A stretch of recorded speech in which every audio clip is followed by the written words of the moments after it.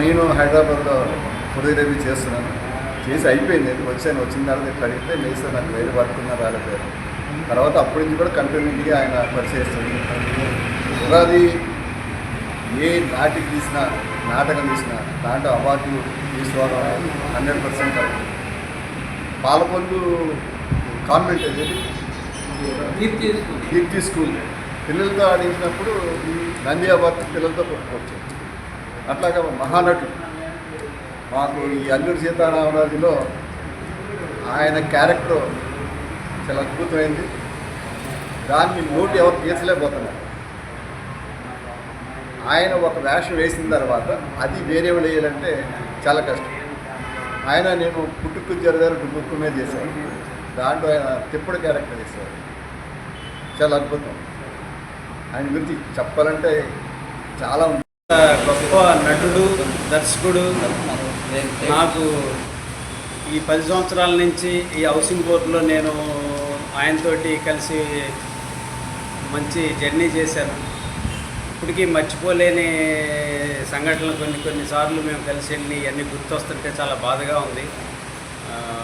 ఈరోజు ఆయన వర్ధంతికి మన అందరం హాజరవడం. నేను ఒక నాటికలు 300 పైగా చేసాం. అందులో ఆ 300 కాకుండా ఒక 50 వరకు ఏ క్యారెక్టర్ ఇస్తే ఆ ఎవడో నటుడు తక్కువ అయితే ఆ క్యారెక్టర్ అప్పటికప్పుడు యాక్ట్ చేసేది. మరి ఉగాది అంటే ఈ ప్రాంతంలో ఆంధ్రప్రదేశ్ ప్రజానాట్య మండలి అంటే ఉగాది. ఆంధ్రప్రదేశ్ ప్రజానాట్య మండలి ఉగాది అంటే ఆంధ్రప్రదేశ్ ఆ రేంజ్కి తీసుకెళ్ళారు. నేను అప్పట్లో 3 గంటల నాటకాలు యాక్ట్ చేసేవాడిని.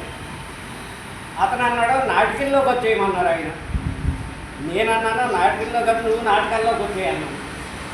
ఈ నాటికలు ఇంచుమించు 2-3 గంటల స్థాయికి నాటకంలో తీసుకుపోయి నాటకాలుగా ప్రదర్శించడం జరిగింది. మరి ఆయన చాలా సందర్భాల్లో లేడీ రాకపోతే లేడీగా కూడా ఎలా నటిస్తారో దానికి రివర్స్ ఎలా రావాలి అని చెప్పడం జరిగింది. ఒక బాలుడిగాను నటించే పరిస్థితి చూపించేవాడు, యువకుడుగా నటించే పరిస్థితి చూపించేవాడు. ఏ క్యారెక్టర్ అయినా కానీ అవలేలగా నటించే పరిస్థితి ఉండేది. కెమెరామెన్ టైంకి చేయకపోతే షార్ట్ ఫిల్మ్స్ తీసినప్పుడు అతను కెమెరామెన్గా తెచ్చేవాడు. మేకప్ మ్యాన్ రాకముందు మేకప్ ఆయనే, అంటే A to Z, ఇంకా అది ఇది అనేది లేకుండా. మరి అతను చనిపోయిన తర్వాత ఇంచుమించు భీమవరంలో నాటకాల పరిస్థితి లేని పరిస్థితి వచ్చింది. అతను కనుక ఆరోగ్యం బాగుండి బ్రతుకు ఉంటే ఒక 1000 నాటకాలన్నా ఇప్పటికీ మేము యాక్ట్ చేసి ఉండేవాళ్ళం.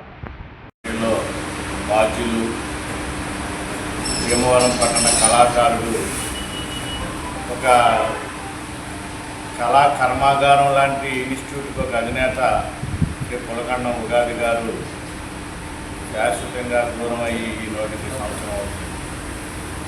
ఏది ఏమైనప్పటికీ అనారోగ్య రీత్యా కొంత ఇబ్బంది పడి ఆ సన్నివేశాలు చూడలేక కనుక ఇలా జరిగితేనే బాగుండుననే కోరుకునే పరిస్థితి, కొన్ని ఆరోగ్య సమస్యలు ఆయన్ని వెంటాడిని అట్ల నుంచి పోరాడి చివరికి ఓడిపోయి శాశ్వతంగా జీవితాన్ని కోల్పోయాయి. ఈవేళ భీమవరం పట్టణంలో సుమారు నాకు తెలిసి 100 నుండి 150 మంది కళాకారులు ఉన్న ఈ పట్టణంలో నేడు నాటిక తీయడానికి కనీసం 10 మంది కళాకారులు లేని దుస్థితికి భీమవరం పట్టణం వచ్చింది. అదే ఉగాది గారు ఉన్నట్లయితే ఆడనో వీడినో ఆడనో తీసుకొచ్చి ఒక నాటిక తయారు చేసి ఒక పరిషత్తుకి పోటీకి ఎంట్రీ కట్టి ఆ పరిషత్తులో నాటిక ప్రదర్శించేటట్టుగా ఏర్పాటు చేసేవాడు. అయితే చివరిలో ఆయన చిల్డ్రన్స్ ప్లేలెట్స్ కూడా 4-5 ప్లేలెట్స్ చేయటం రావు అప్పారావు గారి ద్వారా ఆ ఆయన ప్రదర్శించిన ప్రతి నాటికి కూడా బహుమతి వచ్చేది. అవి వ్యక్తిగతంగా కానివ్వండి, ఇండివిజువల్స్ అవనివ్వండి, సమాజానికి కానీ. నాకు తెలిసి 300 పైచిలకు బహుమతులు గెలుచుకున్న ఏకైక వ్యక్తి భీమవరం పట్టణంలో పులకండం ఉగాది. కొన్ని ఆర్థికపరమైన ఇబ్బందులు అనేది అవి మనం మాట్లాడుకోకూడదు, కానీ ఏది ఏమైనప్పటికీ మంచి కళాకారుని భీమవరంపట్నం కోల్పోయింది. 72 ఆ సంవత్సరం టైంలోనే స్కిట్లు వేయించాం ఆయనతోటి. అప్పటి నుంచి కూడా నన్ను నట్టుగా నువ్వు కూడా రావాలి స్టేజ్ మీద కంటే లేదలే నాకంత చేత కాదని చెప్పేసి నేను వెనక్కి జరగడం జరిగింది. అయితే హౌసింగ్ బోర్డులో స్టేజ్ కట్టిన తర్వాత ఫస్ట్ నాటికి మనమే వేద్దాం మీరు కూడా చేయాలని చెప్పి అంతా ప్రాంతీయ నాటిని చేయించి అందులో నాకు తిప్పటి పాత్రను ఇచ్చి మంచి బాగా చేయించారు.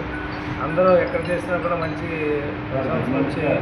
మరి అటువంటి నటుడు దర్శకుడు ఇక మన వ్యవహారంలో లేడు. ఇందాక దాశరథి గారు అన్నట్టు ఆ ప్లేస్ని ఎవరు కూడా పోర్చలేరు. అటువంటి వారికి నివాళులు అర్పిస్తూ సెలవు ఇస్తాం. ప్రభాకర్ గారి సంస్మరణ దినం ఇచ్చేసినటువంటి పెద్దలందరికీ నమస్కారం. ఉగాది గారు ఫస్ట్ నాకు పరిచయం ఎలా అంటే డాక్టర్ బివి రాజు గారు నిర్మాణం చేసినటువంటి లెప్రసీ స్కూల్కి కొత్తగా ప్రారంభించేటప్పుడు అక్కడ ఏ టీచరు లేక నన్ను డిప్యూటేషన్ పంపిస్తే ఇక్కడ బడ్డీ కొట్టు పెట్టుకొని మూర్తి గారు మన బండాడ లక్ష్మి గారి హస్బెండ్ మూర్తి గారు ఉండేవారు. ఈ నాటక పరిచయం ఆ మాటలు ఈ మాటల మీద నేను ఒక వ్యక్తిని పరిచయం చేస్తాను, మీకు నాటకంలో కొంచెం ఇంట్రెస్ట్ ఉన్నట్టుంది అని ఆ మూర్తి గారు పరిచయం చేశారు ముందుగా నాకు ఉగాది గారు. అప్పట్లో ఉగాది గారు అంటే నేను అనుకున్నా ఆయన పెద్ద ముసలాయనేమో, ఈ పేరు ఎప్పుడు వినలేదు అనుకున్నా. తెరా చూస్తే మంచి వయసులో ఉన్నటువంటి వ్యక్తి. ఇంకా ఆయన పరిచయం చేసిన తర్వాత మేము తిరగని ప్రదేశం లేదు. తక్కువగా నేను 2000లో ఇక్కడికి వచ్చాను. 2002లో పరిచయం అయింది. అప్పటి నుండి అనేక ప్రాంతాలు బండి మీద తిరిగాం, ట్రైన్లో తిరిగాం, బస్సుల్లో తిరిగాం, పరిషత్తులు చేసాం, వీధి నాటకాలు చేసాం, స్టేజ్ నాటకాలు చేసాం. ఇంకా ప్రజానాట్య మండలి సభలకి హాజరయ్యాం, అరసం సభలకు హాజరయ్యాం. ఇంకా ఇలాగ చెప్పలేనన్ని ప్రాంతాలు మేమిద్దరం అతి తక్కువ కాలంలో అతి ఎక్కువగా స్నేహం చేసినంత ఘనత మా ఇద్దరికి దక్కింది.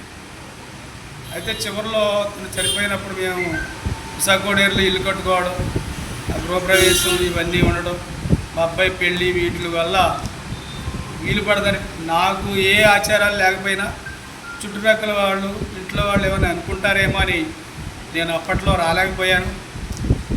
మా ఇద్దరి అనుబంధం, మా ఇద్దరి కళారంగంలో ఉన్నటువంటి నటన నిర్వహణ ప్రసాద్ గారు స్వయంగా చూసేవారు. ఇక్కడ ఉన్నటువంటి కళాకారుల్లో సూర్యచంద్రరావు గారు సినిమా రంగంలో అప్పటికే మంచి పేరుంది. ఆ సూర్యచంద్రరావు గారిని పరిచయం చేసింది కూడా ఉగాది గారే. ఆ తర్వాత సూర్యచంద్రరావు గారు నా చేత ఒక 10 సినిమాల వరకు చిన్న చిన్న పాత్రలు నటింపజేశారు. మరి ఆ ఘనత సూర్యచంద్రరావు గారు నాకు ఆ వేషాలు చేయించిన ఘనత ఉగాది గారికే దక్కుతుంది. అంచెలంచెలుగా ఎదగడంలో, పరిషత్ నిర్వహణలో, సినిమా రంగంలో వీటన్నిటికీ నాకు బీజం వేసినటువంటి వ్యక్తి. సత్యాన్ని నిరూపించినటువంటి మన గరికపాటి రాజారాం గారి యొక్క ఆశయాలకు పురుకుపుచ్చుకున్నటువంటి మన ఉగాది కళల కోసం జీవితాంతం కళల కోసమే బతికాడు తప్ప, కళలను నమ్ముకుని బతికాడు తప్ప ఏ రోజు కూడా కళను అమ్ముకోలేదు. ఆయన ఎప్పుడు కూడా డబ్బు గురించి ఆలోచించిన మనిషి కాదు. ఇప్పుడు కూడా కళ కళ కళ నాటిక నాటకం అంటూనే జీవితాంతం కూడా చనిపోయే వరకు కూడా తన ఆఖరి శ్వాస వరకు కూడా ఆయన జీవించిన వ్యక్తి, కళ కోసమే జీవించాడు. ఇకపోతే ఉగాది గారి గురించి చెప్పాల్సిన 2 ముక్కలు ఏంటంటే, ప్రజానాట్య మండలిలో నన్ను జాయిన్ చేయడానికి మొదటి వ్యక్తి లక్ష్మీపతి గారు. వారు సీతారాం ప్రసాద్ గారికి, ఉగాది గారికి, పులకొండ నాగేశ్వరరావు గారికి నన్ను పరిచయం చేసి నన్ను ప్రజానాట్య మండలిలో జాయిన్ చేయడానికి మొదట కారణమైనటువంటి వ్యక్తి ఉగాది గారు. ఉగాది అంటే ఆయన మన యుగం పుట్టినరోజు పుట్టినటువంటి మన ఉగాది గారు. అలాంటి ఉగాది గారు ఈ రోజున మా అందరి ముందు లేకపోవడం అనేది చాలా బాధాకరంగా ఉంది. ఉగాది గారు ఎక్కడున్నా కూడా ఆయన మనశ్శాంతిగా ఉండాలని చెప్పి, ప్రశాంతంగా ఉండాలని చెప్పి కోరుకుంటూ వారి పిల్లలకు ఆ భగవంతుడు వారి భార్య పిల్లలను ఆ భగవంతుడు చల్లగా చూడాలని కోరుతూ ఆంధ్రప్రదేశ్ ప్రజానాట్య మండలి తరఫున వారికి ధన్యవాదాలు తెలుపుకుంటూ సెలవు. శుభ ప్రభాకర్ వర్ధంతిని ప్రజానాట్య మండలి వారు జరిపించడం, అది మాకు తెలియజేయడం, మేము పిలుపు ప్రకారం చేసాం. ఈయన ఒక రకంగా చెప్పాలంటే మా అందరి అన్నదమ్ముల్లో కల్లా బాగా ప్రజాదరణ పొందిన మా అన్నయ్య గారు. వీళ్ళు డేట్ అయితేనే కరెక్ట్ అండి అని అనుకున్నారు. అంత నాలెడ్జ్ నాకు లేకపోయినా ప్రజానాట్య వారు డేట్ ప్రకారం వర్ధంతి జరిపారు. దానికి నేను అటెండ్ అవ్వడం జరిగింది. ముఖ్యంగా మన కళాకారులందరికీ, కళా పోషకులు వీరందరికీ నేను చిన్నప్పటి నుంచి అన్నీ అబ్జర్వ్ చేస్తూ ఉంటాను. కాకపోతే మా అన్నయ్యలు ఇద్దరు ఎలా ఉన్నారు కాబట్టి మేము వెళ్ళడానికి సాహసం చేయలేదు. మా ప్రత్యేకంగా మా 4వ అన్నయ్య గారి గురించి ఎవరైనా చెప్తే వింటం తప్పితే డైరెక్ట్గా ఆయన ప్రదర్శనలు అవి చూడడం తక్కువ. ఒకే నాటికలో ఒక ముఖ్య పాత్రధారి వేసి అవార్డు తీసుకున్న వ్యక్తి అందులో క్యారెక్టర్ ఆర్టిస్ట్గా వేసి కూడా అవార్డు తీసుకున్నాడు. అదే నాటికలో ఆ క్యారెక్టర్ ఆర్టిస్ట్కి అసిస్టెంట్గా ఉండి కూడా అదే నాటికలో ప్రథమ బహుమతి తీసుకోవడం అసలు అది నిజమా అనిపిస్తూ ఉంటుంది. ఇప్పుడు నాకు తెలియదు, అందరికీ తెలుసు, వీరందరికీ పెద్దలు, అది నిజమా అని ఇప్పటికీ ఆశ్చర్యంగా ఉంటుంది నాకు. సో ఈయన కొన్ని కళాకారులందరికీ ఎవరో చెప్తూ ఉంటే విన్నాను, వాళ్ళకి కొన్ని మూలాలు ఉంటాయి, వాళ్ళకు కొన్ని అభిప్రాయాలు ఉంటాయి. ఆ అభిప్రాయాల్ని దాటి వెళ్ళలేరు. ఆ అభిప్రాయాల్ని చెప్పినా కూడా ఎవరైనా ప్రశ్నించినా కూడా మౌనం వహించాలనేది మా అన్నయ్య గారి దగ్గర నాకు తెలిసింది.